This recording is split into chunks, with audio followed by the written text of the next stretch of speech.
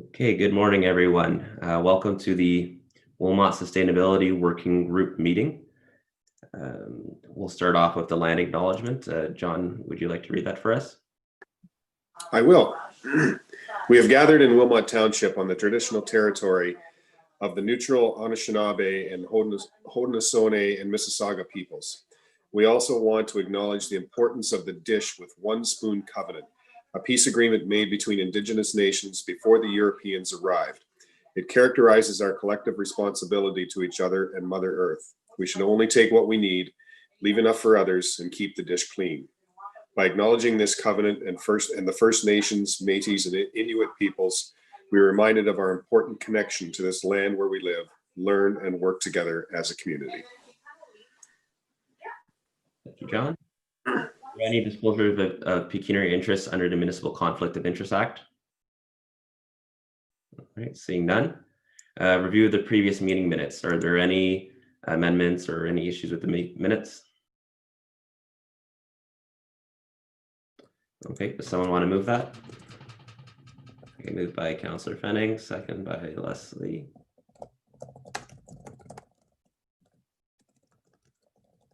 Perfect. Business. First item on the agenda is the Zero Emission Vehicle Infrastructure Program update. So I'll update on that. Costing was provided by the region of Waterloo. And they advised us that due to COVID, the program has been extended until the end of 2021. So the time frame to get those stations installed has been a great help. So I don't know the exact timeline when they're going to be installing them, but we do have that window now as far as the program funding goes. I think particularly the one that we'll for sure see installed next year is probably the on-street parking, because they're not doing that part of the construction this year. That's slated for next year. Any questions on that? Okay, we'll move on to the next item agenda, the solar assessment update. I do not have an update for that one. Any questions on that? None? Okay, perfect. Sustainability outstanding item list review. What I may suggest is if we can jump to, no, let's leave that there, just because some of the agenda items are duplicates on the outstanding list. So we'll just skip over those agenda items if we go into detail about that. So I'll pull up the outstanding item list. Let me share my screen.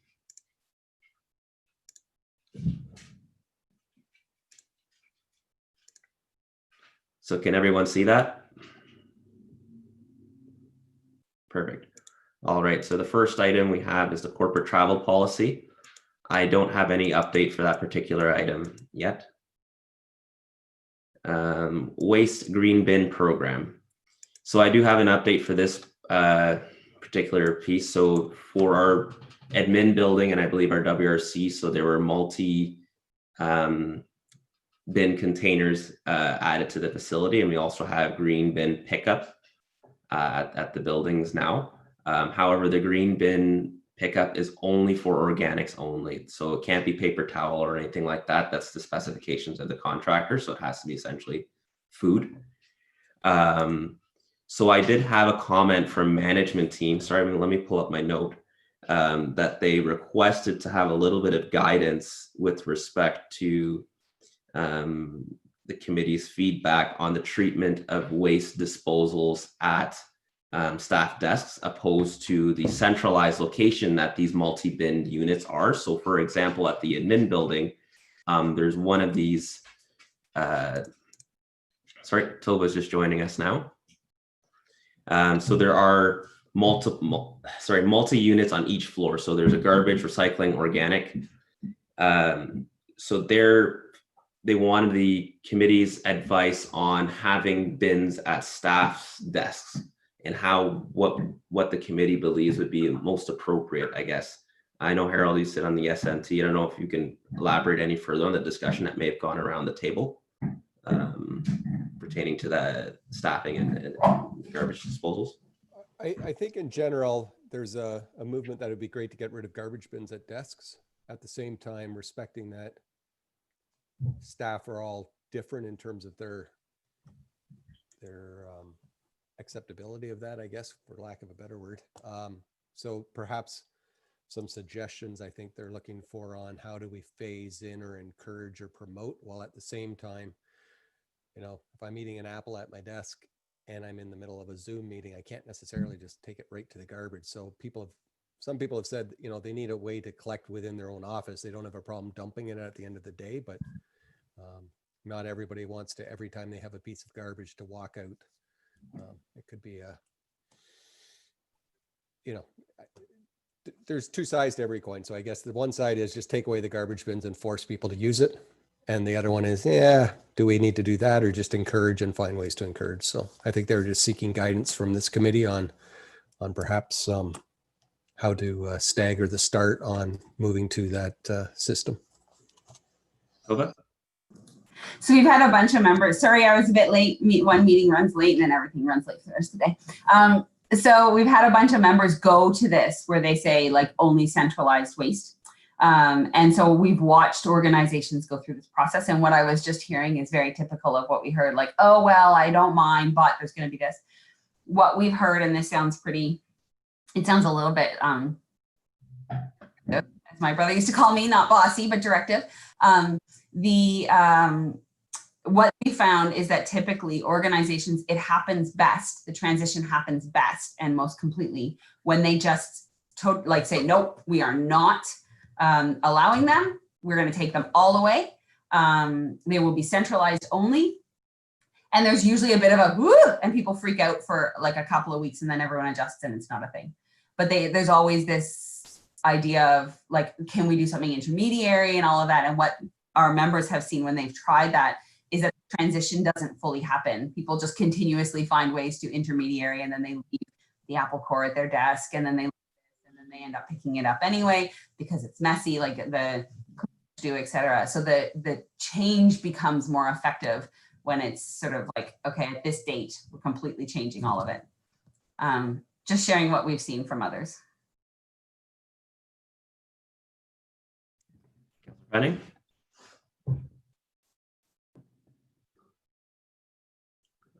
You're muted.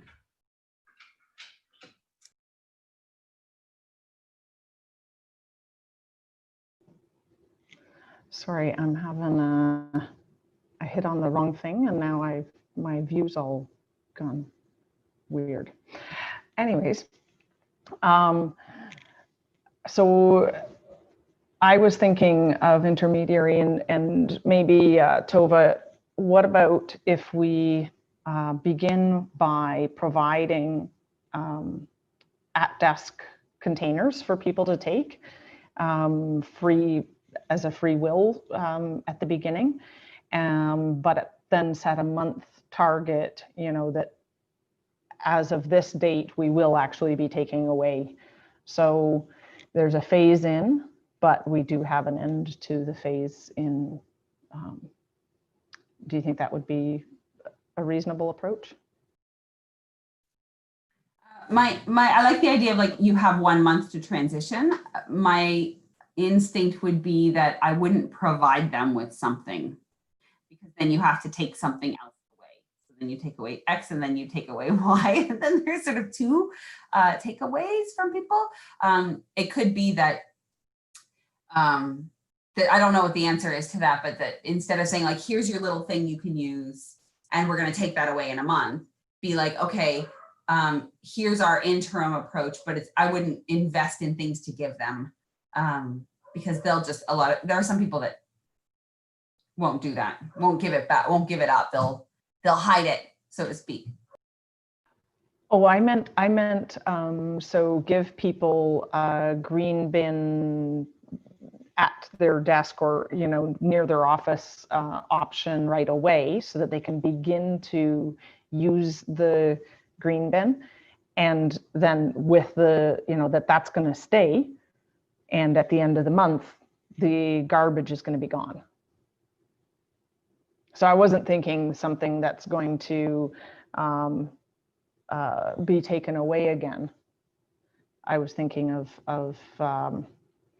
like the note that, you know, we're having a lot of Zoom meetings and you can't get up from your desk and go somewhere to to a green bin. So if you have something at your desk, it's going to make it easier to comply and be more effective. I guess like you could certainly do that. I'm just thinking through like how do we say, well, you can collect green at your desk, but you shouldn't be collecting paper at your desk without giving, essentially it sort of trickles into having all of them. My thought when you were saying something, when I was thinking it was something that would go away, give them something that's compostable so it'll only last that long anyway. I don't know. Well, you know, I'm not in the office. Maybe, you know, some of the staff can comment on how they're handling waste at the moment and what that would look like for them. Am I to understand that they would have a green bin at their desk then too, like food scraps? Is that what we're saying? My interpretation was kind of like a smaller bin that they would use to hold their whatever, if it's organics or just garbage, that they can then hold on to it essentially until they have the time to go to the centralized unit. Okay, Right. because I know if it was me in an office like that, fruit flies would be a big problem this time of year. I'm not interested in having that at my desk. I am Yeah. not. And if I'm at a Zoom meeting, I'll put my Kleenex down and put my apple on there. And when I'm done, I'll go take it where I need to go. Like that's, and then plus you also have like, what are these bins are usually plastic, right? That we're adding to our desks. And I don't know. I think one per floor makes sense to me. Yeah, somewhere centralized for sure. Daryl? So yeah, so the bins are there, right? So there's bins on each floor now that are multi. The question is, do we let people keep their garbage cans as a sorting bin at their desk, or do we take them away? Which encourages them then every time they have waste to go out, walk down the hall, go deposit their waste, or can they save it up to the end of the day and do it once so that in theory they're perhaps more efficient. Historically, I think there was 1 zero waste month where and it wasn't discussed beforehand, but somebody took away all the garbage cans and it went over really badly with a lot of staff because it just felt like, hey, I know how to be efficient. If you want me to deposit my own waste rather than, and the cleaning staff, that's fine, but I can deposit my waste at the end of the day on my way home for the day to save that exercise. But I guess, and I'd be somebody who would probably save it up all day and then do it once a day rather than back and forth all day long out to the, like in terms of productivity, even it's just not how I would function, but there may be staff who prefer that. But so I think the issue is, do you take away all the garbage bins? I can't see throwing away all those plastic garbage bins and then giving them back something new that's smaller to keep, like just keep the garbage bin if we're going to allow them to collect during the day. But I guess you get to that point of how do you encourage them to use it? I think saying effective this date, cleaning staff are no longer emptying your garbage. You're going to need to do it. And if you don't, we're going to let you know that you need to, because we don't want flies and everything else, but your garbage is not going to be collected. There's some people who probably wouldn't care if the garbage piled up for a week. And that's the dilemma, right? Is the cleaning staff, it drives them crazy if there's organics in the waste bins. But I think that first step of, we're not going to empty your garbage for you. And over time, some people may say, I'm just going to get rid of my garbage can, and other people, possibly me, doesn't mean I'm not friendly to the environment. The way I work, I don't like that kind of interruption. I'm not going to walk down the hall every time. It just kills a lot of time in a day, because as you're walking, then you're talking to people and then you're like, oh, squirrel. And you know what I mean? It's not how I do my job, but everybody's a little bit different. So what you're describing is exactly what the members have gone through, where you do it and everyone freaks out. Everyone gets really pissed off, actually. And if my best advice would be, if we have the time to do this, Ashton, talk to Claire Bennett. She's done it twice. Once at Laurier, she took away every garbage bin at every desk at Laurier, and everybody freaked out, and then they got over it. But maybe to go and talk to her about her experience. What would she do differently? What worked well? Because she, as I said, has done it a couple times. She's now, for those who may not know, is now the manager of sustainability at the City of Kitchener. So she's now in a municipal role, was at Laurier, was sustainability manager at Laurier. So I think probably that's a great place, because I'm hearing it anecdotally. She's actually lived it. It would be kind of interesting to hear her perspective and her advice. Okay, that's a great idea. The question for the committee, if we said we did go, like, let's call it cold turkey and remove everything, do you think it would be, well, those that would want to accumulate the waste throughout the day, would it be reasonable to assume that they would undertake the responsibility for managing that, while the others would simply just use the centralized waste on demand when they need to?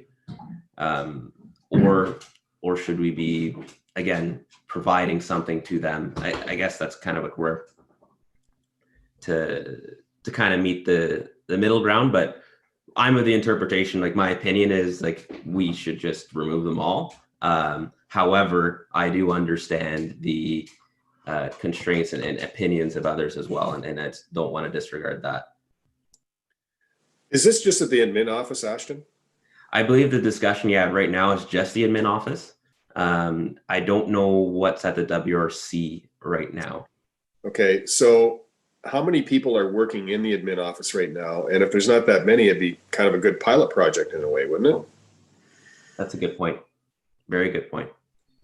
So, yeah.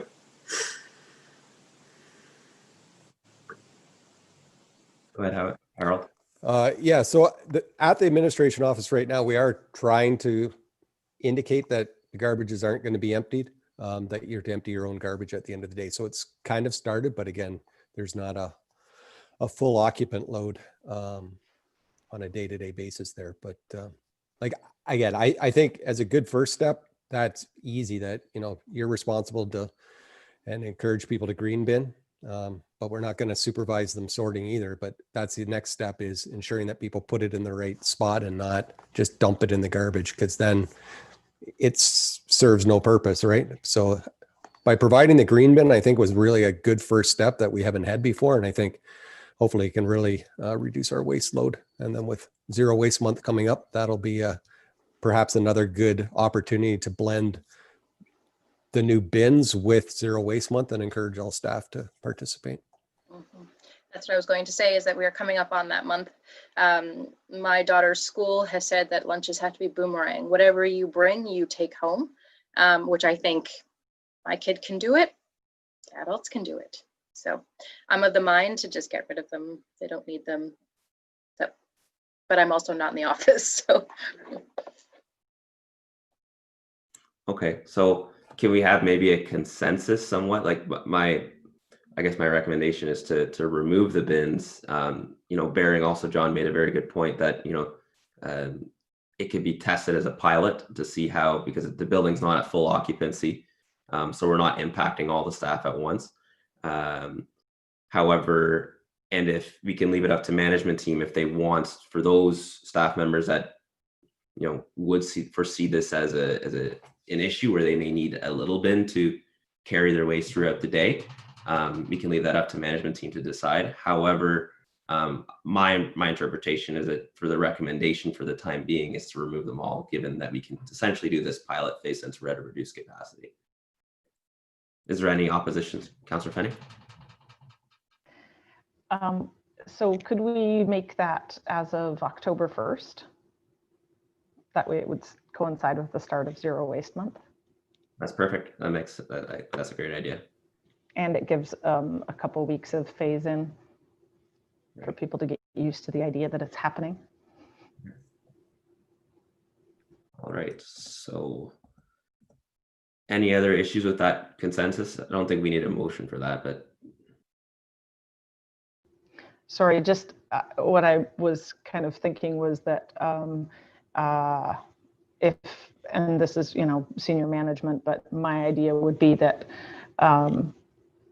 effective immediately, cleaning staff don't empty the waste bins, and then as of October 1st, they're gone. Mm-hmm. Yeah, and that's already happening. That the cleaning staff right now are not emptying the waste bins, or they've been directed not to. So just emphasizing that, though, as part of October 1st, Zero Waste Month, emphasizing that that will be continuing. That I think that's a good step. Perfect. Sorry, let me just write that down so then I can. I'm assuming you, Harold, will probably let them know, but I'll just let my contact know just to make sure. Okay, perfect. All right, so we'll keep running down the list. I'll just verbally say them. Paper towel usage. Again, that I think the benefit of that was kind of coinciding with the green bins at the facilities, but given that our contractor only does organics, I think another disposal method, either be recycling, may need to be looked at with respect to encouraging paper towel use. Any further questions or comments on that? No. Okay. Eliminate single-use plastics. So that's been a discussion. I think we were going to try and coincide it with Zero Waste Month. Looking further at expanding that program. Anyone want to add to that?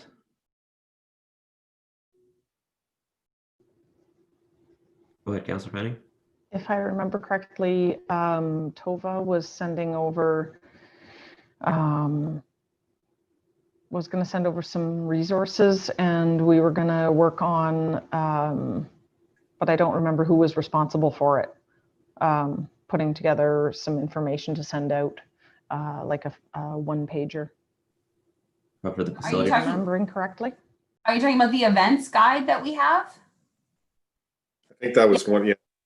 Yeah, I think I sent that. Didn't I send it? Well, I'll double check, Tova, and I'll send it to the community. I think I do recall that. It was some time ago, if I remember correctly. That's why I'm like, oh, I think I did, but it would have been months ago. Okay, I have a note there to forward that to everybody. Send that information. Okay, perfect. So once I circulate that, then maybe we can look at that document, and then at the next meeting we can put some action items out of it. Rooftop gardens, there's no update for that. Alternate energy sources, similar to the solar assessment update, there's no update for that. Recycling / green bins in public areas such as downtown Hamburg.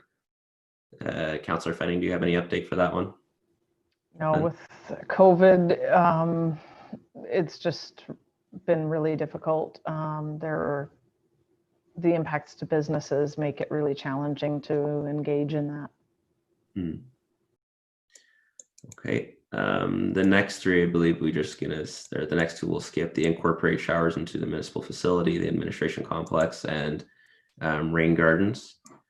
The next one is transportation directly into Kitchener-Waterloo, such as the bus line. I believe that's what that action item was, to just look at the statistics after considering COVID as well. So that would probably, because I believe that, I'm not sure if this service actually went forward this month, did it? It was supposed to.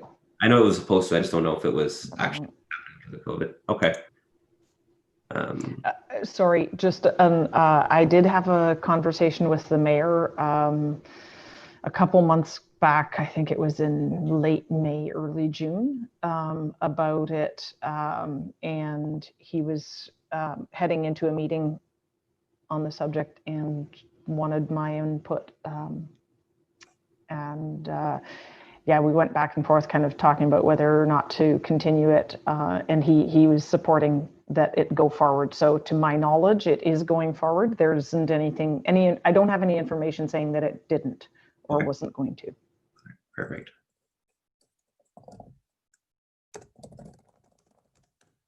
Okay, dog waste receptacles. Now that the dog park is open, I'm not entirely familiar with that detail of the project. Go ahead, Councillor Fanning. So I just actually talked to Ms. Jackson at the opening on Tuesday, and she's been talking to City of Waterloo, and they're the project for them has been really expensive and there's no ROI at all. So it's not something that we're looking at right now as a municipality, simply because we are on a limited budget and the option we have right now is the most cost effective. I did indicate, that it's something that we should continue to keep tabs on and explore as opportunities arise for it.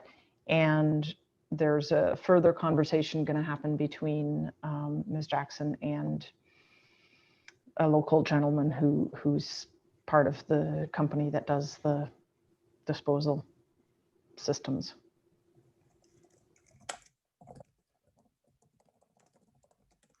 Okay, so what I may do with that particular item on the idea list is I think we'll make another bucket called kind of like not an ongoing action item that we're looking at, but it's kind of, if we look back to this little idea bucket and like, oh, that's something we talked about and now it's more feasible, let's bring it back as an action item.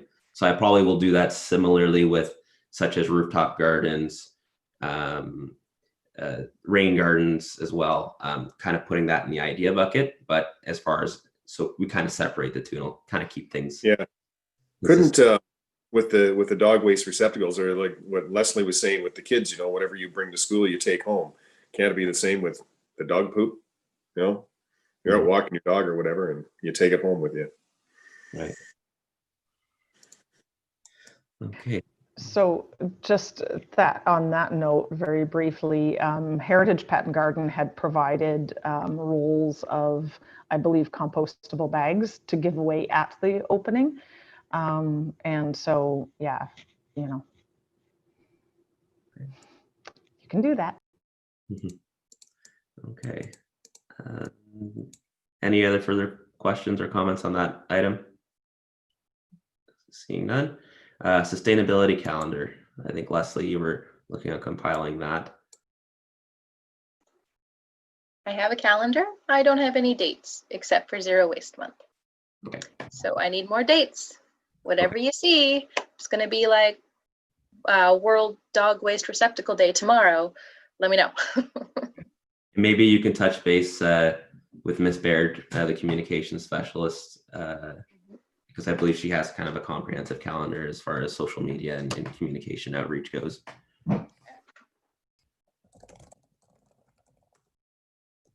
Educated materials for facility renters, we already mentioned about that. Carbon budgeting review. Okay, so that's one. They had a webinar last week that I attended. I believe Toba was on the webinar as well. There was about 100 people. Very informative session. So we had the representatives from, I believe, the city of Edmonton. I always get Edmonton and Calgary mixed up, and Oslo in Norway. So those are the ones that particularly spearheaded the carbon budgeting approach worldwide. And they're kind of like the gold standard with respect to that. So they did provide insight of how their program works. One of the things I did note offhand hearing both of the speakers, that it's certainly a resource intense program, because it certainly involves, particularly for both of them, Oslo and Edmonton, they did look at carbon budgeting both within the organization and also community-based approach. So community-based is much harder to articulate, particularly from the township's perspective. I know the data is out there and it's more managed at the regional level, but as far as the community emissions, and also when we're looking internally at a corporate perspective, to put, I guess, emissions based on a project base and defining which department gets a portion of carbon emissions, essentially. It's I think it's going down the right route, but the difficulty is maybe having the capacity to develop the internal program, to put essentially numbers to the township's practices. Ashton, is there is that webinar, is it available now again afterwards? I believe they recorded it. I didn't see the email circulate back on the recording. So that's definitely when they were provided that back. I was going to forward that to the committee. So those who couldn't have attended to certainly look through it. It's certainly it was a very informative webinar. I know Tova, you were on it. I don't know if you want to add further to that. Yeah, it was really interesting. I think the answer is yes, they have recorded it and will share it. But I don't know for absolutely sure. My guess would be yes. I can't imagine the answer is no, unless there was something from the presenters where they said that they wouldn't allow it. So then I think actually the interesting thing was, how do you do community versus corporate? How do you actually measure that? Who's responsible for it? And who does it live with? Interestingly, it lived in the finance team with most of them. So not, in a sustainability role, but actually with the finance department. I thought that was very interesting. Mm. Yeah.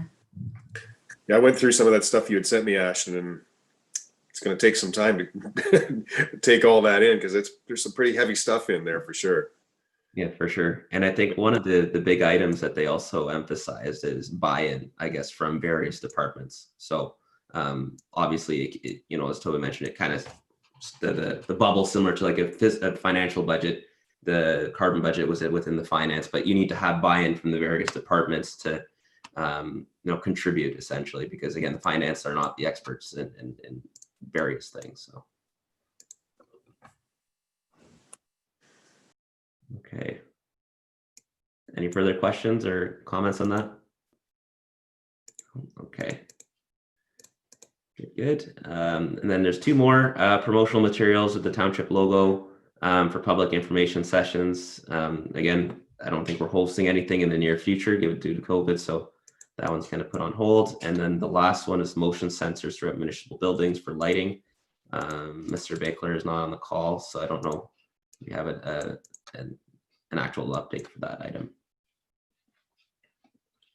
Okay, so we'll go back onto the next item on the agenda, which is the single-use plastics. We did talk about that, so we'll move on to Zero Waste Month. So I believe John and Councillor Fenning, you've had discussions with Ms. Baird. Oh, there's Jen. She's back. I thought she conveniently left just when we were going to come on here. So, okay. So we met with Kelly 2 weeks ago tomorrow, I guess that was. And so we're going to get an action item list together to promote Zero Waste Month. And the one thing is, if we can do a short snippet video, and we're going to have the committee members, giving a tip for Zero Waste Month, for that to put out, because on the social media, because is the Facebook page launching next week? Do we know? Yeah, no. Kelly was hoping the 21st is when she said to launch the Facebook page. So then that's a great platform then to start getting that on. So was Kelly going to be in touch with everybody, Jen, or how was that? How did we leave that? Yeah, that was going to touch base with each of the committee members, and then we'll come up with a little script or something that everybody can give a tip for Zero Waste Month to help for the promotion for that. Yeah, so the idea, and sorry, I just, walked over there to my sink to get some water.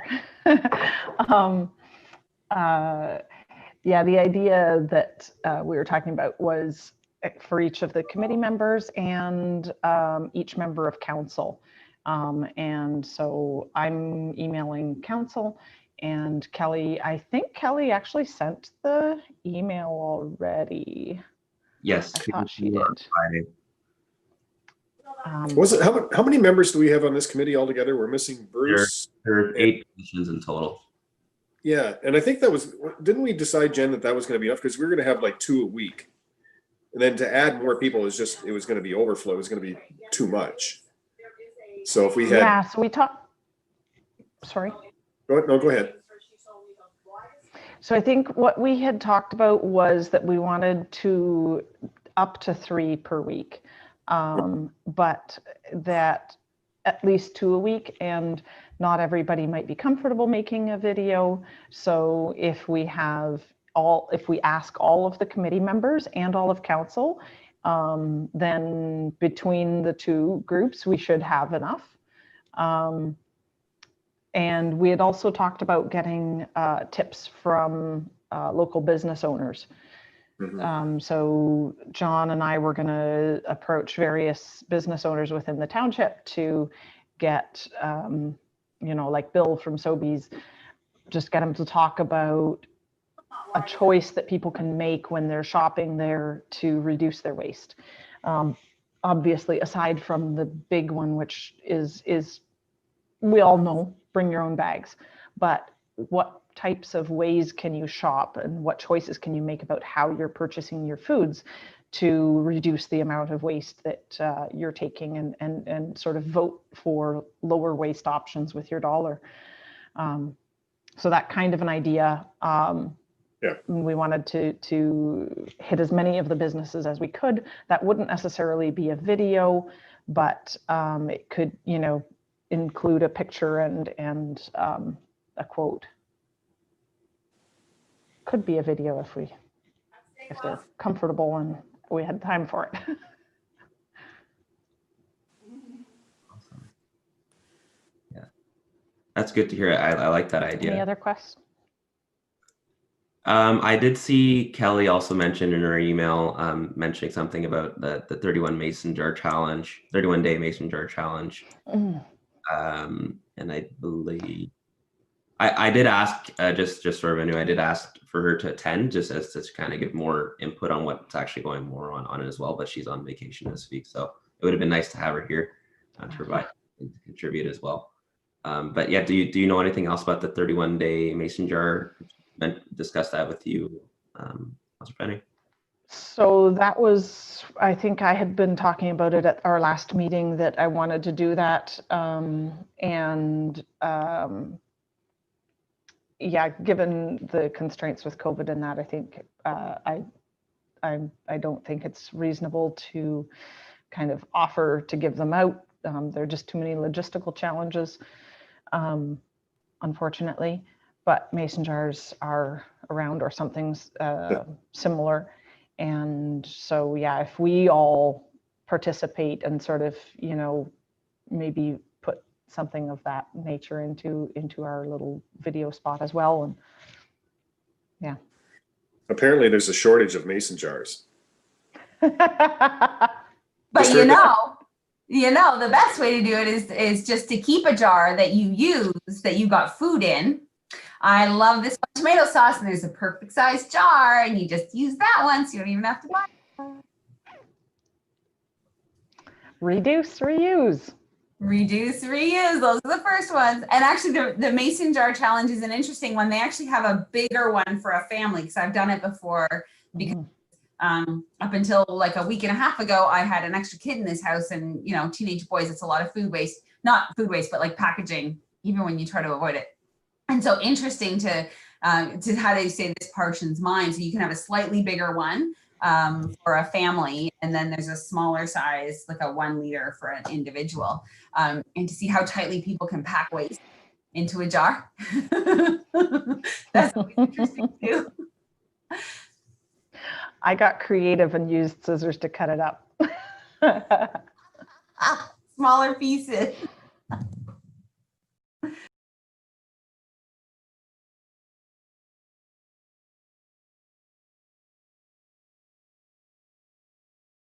I was talking to myself. No, I like the ideas and the progress you guys have made with Miss Baird. That sounds awesome. I like the video idea, and I think it's going to be great. Okay, next item is the carbon budgeting update, but we already included that in the outstanding item list review, which moves us on to the sustainability working group composition debrief. So that composition update with respect to the staff perspective of the committee went to council on August 24th, and there wasn't any issue with that, so that was passed unanimously. So we do have Leslie is now officially our asset management representative, and Harold is our planning / SMT rep. And speaking of composition, as mentioned when I sent out the agenda to everybody, Mr. Mullen, who's the Director of Public Works, will be the Public Works and Engineering representative. So he'll be joining us at the next meeting. And I do have another item for the expert community member on the new business side of the agenda. So then that brings us to the last agenda item under this section, the annual report debrief. So that went to council. It had the updated greenhouse gas reduction target and initiatives that we did achieve and what we're looking at this year. So any questions on that? Perfect. Okay, new business. So the new appointed expert community member. So Andrew Hahn at the same meeting, August 24th, was appointed to fill the vacant expert community member position. So I did reach out to him. I did hear from him on Friday. So he did indicate he is a teacher. So this regular meeting schedule that we have right now doesn't really suit his ability to participate. So I did ask, or I did tell him I would ask the committee if they would be open to entertaining to revise our regular scheduled meeting, perhaps either in the new year or immediately to something after in the evening time. He did say any time after 4 would be preferable during the week. So I said I'd just pose it to the committee and see what happens. So I can open the floor up to discussion.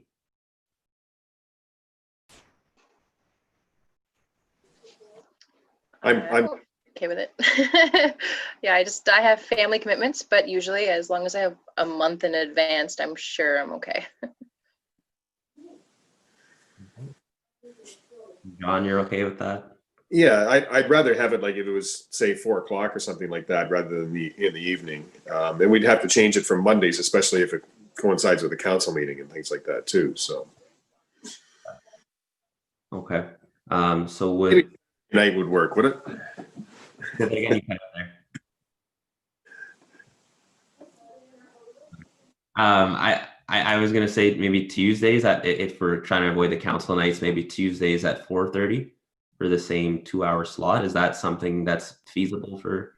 Go ahead, Tova. No. Not for you either, Ashton. Your volunteer commitments at SWR don't allow it. We have Tuesday team meetings at 5:30. Okay. Let's see. Wednesdays are out for me. Okay. Well, some Wednesdays. Okay. So if we hit the right day, because I've got trails once a month on Wednesday. Okay. So if we do it, what is trails is the 3rd Wednesday. Mm-hmm. So if we made it like the 1st Wednesday. Yeah, so right now the second Mondays. We can do. Yeah, we can do the second Wednesday or Thursday. Okay.